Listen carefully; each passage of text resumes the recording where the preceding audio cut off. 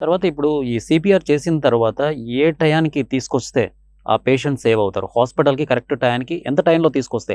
CPR చేసిన తర్వాత కూడా ఎంత టయానికి తీసుకొస్తే ఆ పేషెంట్ ఔట్ ఆఫ్ డేంజర్ జోన్‌లో ఉంటారు? మామూలుగా సిపిఆర్ అనేది మనం ఇమీడియట్ గా స్టార్ట్ చేయాలి. యాహ్! పేషెంట్ 2 నుంచి 4 నిమిషాలు మనం సిపిఆర్ కార్డియాక్ అరెస్ట్ అని నిర్ధారణ చేసుకుని సిపిఆర్ స్టార్ట్ చేస్తే ఓకే. అట్లీస్ట్ 30-40% సర్వైవ్ అయ్యే అవకాశాలు చాలా ఎక్కువగానే ఉంటాయి. Hmm. Hmm. So patient hospital reach అయ్యేలోపు అట్లీస్ట్ పల్స్ అన్న వచ్చిందంటే ఓకే.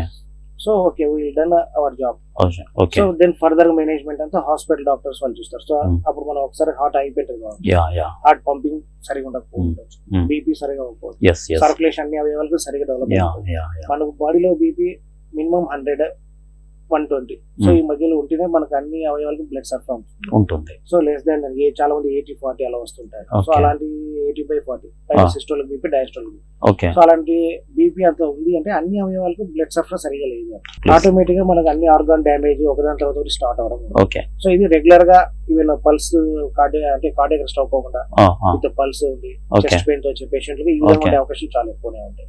సో మనం రెగ్యులర్ గా నేను హాస్పిటల్ లో చూస్తుంటాను, చెస్ట్ పెయిన్ వస్తారు, Yeah. ఈసీ తీస్తాము, బట్ బీపీ 80-40 అలా ఉంటుంది. అవును. సో అవును. ఎందుకు 80-40 అంటే మనకు బ్లడ్ సరఫరా హార్ట్ చేసే బ్లడ్ సరఫరా Yes. బ్లాకేజ్ ఉంటుంది. యాహ్! యాహ్!